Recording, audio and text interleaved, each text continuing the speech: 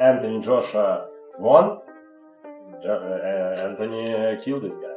Listen, a lot of questions, blah blah blah. Only one my answer. Anthony Joshua is Olympic champion. Yeah. First. Jake Paul is sportsman, YouTuber, showman. Rolls Royce. Yeah. And that's just going to make him more dangerous. He's going to be terrifying, and he's going to have a lot to prove. He's going to be very angry that Jake Paul wants to fight him. Knows how to keep that stick in your face. He will keep that jab in his face, and that right hand, if it hits you, you're fucked. There's no way in my mind I can see Jake Paul getting an upset or beating Anthony Joshua. It's a whole different ball game. This guy's a heavyweight. He's an Olympian. He's a world champion. He's all these different things. Pro boxers are warning Jake Paul about Anthony Joshua's power. AJ is looking his absolute best in training camp right now. Experts say Joshua's size and speed make him a deadly threat. Any small mistake from Jake could be very dangerous. Even with Jake's hard work and new skills, he is stepping up to a totally different level. Former trainer Shane Mosley is worried too. He says he just cannot see Jake winning this one. He believes just surviving the fight will be Jake's biggest goal. Joshua's experience and raw strength are way more than anything Jake has ever seen. Chance that you see of Jake potentially pulling this off? Can he get the upset? And what would it take? There's no way in my mind I can see Jake Paul getting an upset or beating Anthony Joshua. It's a whole different ball game. This guy's a heavyweight. He's an Olympian. He's a world champion. He's all these different things. And Jake Paul is moving up to heavyweight, and they say Anthony Joshua's chinny, but he's chinny with people that are real heavyweights that punch hard, not with cruiserweights or heavyweights. So, with that being said, I mean, if Nate Diaz could take Jake Paul's punch at their particular weight, then you don't think Anthony Joshua did take Jake Paul's punch at that weight? I don't understand. I just can't see it. I think that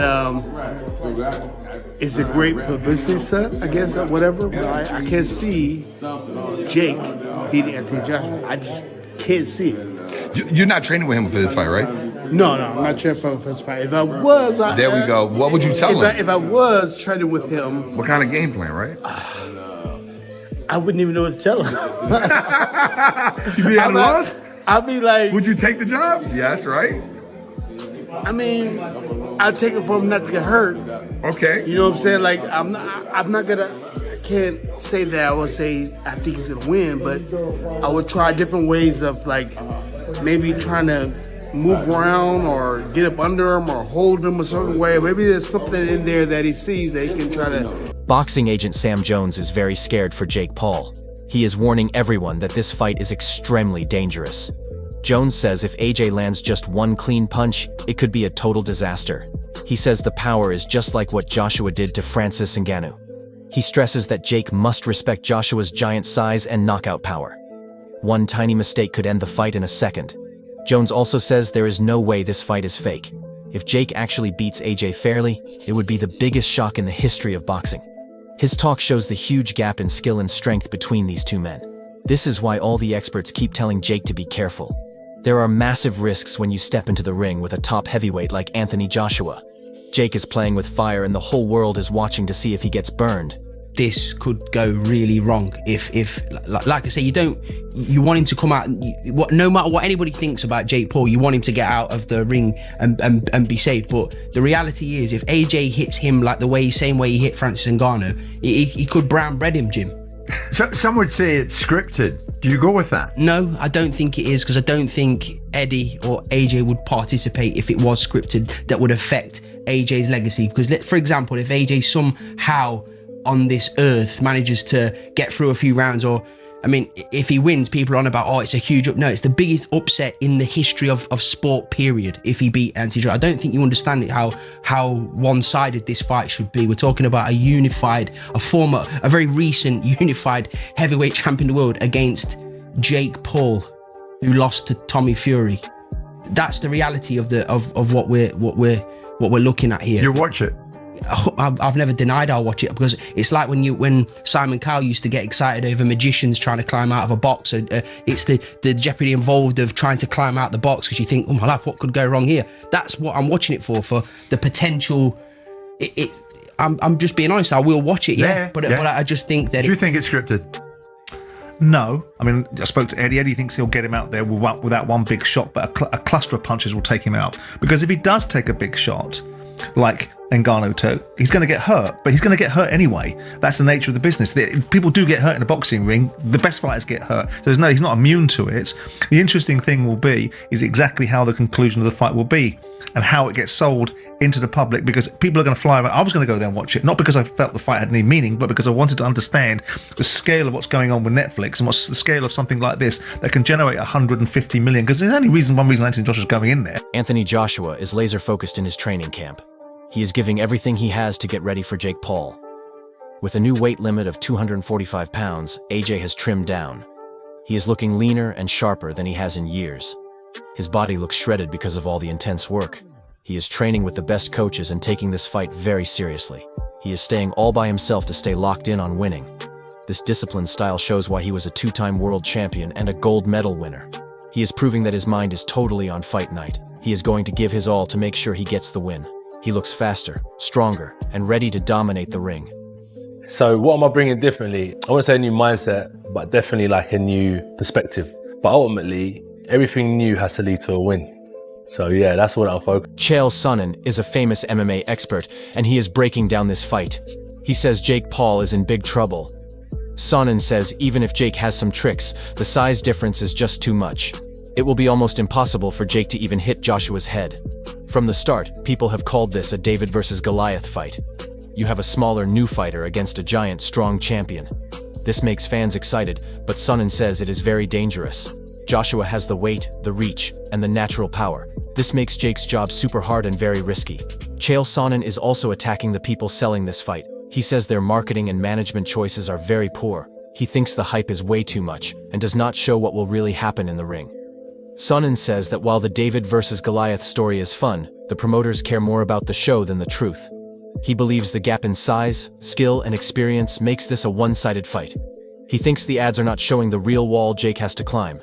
Jake is facing a mountain, and the promoters are acting like it is just a small hill. This is a massive risk for the YouTuber turned boxer. Stepped right in front of this and says there is no way on this earth that Jake Paul is going to knock out Anthony Joshua, because he's right. If they let him get in there with a shovel, he still wouldn't get the shovel to Joshua's head, and if he did, he wouldn't generate enough power to knock him out, all right? There's no way on earth, are the words of a world champion, and he's right. From a man who's half his size and had everyone talking trash on social media, to all of a sudden Jake Paul's the small guy, and he's taking on Joshua, who's towering over him. Now, what Bisping's referencing there is that when Jake Paul was preparing for this very date, for this very event on Netflix, he was getting ready for Tank Davis, where Jake himself had a huge size advantage, admitting that size matters. Just saying that my lack of experience can be balanced by me having 30, 40 pounds on you. Now all of a sudden that argument goes away, and that's what Bisping is speaking to. Bisping says he hits harder, referring to Joshua. He's the bigger man, talking about Joshua. He's got the longer reach. He's an Olympic champion. Jake Paul is not going to go out there and turn into a real life David versus Goliath. That ain't happening. Everyone should know it. This fight has been frowned upon, not only because of the suggestions that the fight might be fixed, but also from people in the boxing world that look at this fight as a spectacle, a circus, a sideshow attraction. And for those reasons, this is a very dangerous. Joe Rogan is a huge voice in sports, and he has a scary warning for Jake Paul. Rogan is talking about Anthony Joshua's insane knockout power. He says Jake has fought some old champions before, but none of them are like AJ. Joshua is an Olympic gold winner and a former world heavyweight king. Rogan says AJ's power and his years at the top make this a totally different beast. He warns that if Jake doesn't take Joshua seriously, he is in big trouble. Jake has to worry about AJ's skills and the pure force of his punches. This shows just how serious this fight really is. Jake must prepare like never before to survive Joshua's massive strength. It is going to be a wild night in the ring. With a 58-year-old Mike Tyson. And then you're going to fight one of the absolute scariest knockout artists in the heavyweight division. Maybe we should watch the Francis Ngannou fight so you could see. Let's watch that real quick, just so you can see what Anthony Joshua is capable if he's fighting someone that's not in his league. Okay, look, Usyk beat him, and he beat him twice, and Andy Ruiz caught him in the first fight and dropped him and stopped him. It was spectacular. Andy Ruiz is super fucking talented. Usyk is perhaps the... Heavyweight boxer Cassius Chaney is adding some crazy news to this story. He's not even sure if this fight will actually happen. Chaney says as the big day gets closer, there are still a lot of secrets and problems. He says the fans have not seen enough real proof or official paperwork yet. He thinks there is a chance the fight could be cancelled on the very last day. Chaney's words show how messy these huge fights can be. This is especially true when one fighter like Jake Paul comes from YouTube. While everyone is excited to watch, Chaney warns that big business problems might stop the whole show. We will have to wait and see if they actually step into that ring. But yeah, like, no doubt, like, let's go, you know, like, so I was excited, but to be honest with you, as the fight got closer, I started to feel a little bit like something don't feel right.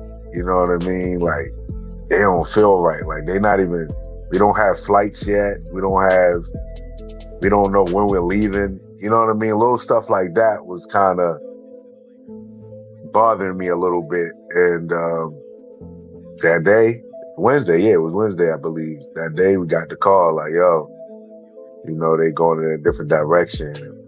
And, you know, it sucked. Did you know that different direction was Jake Paul?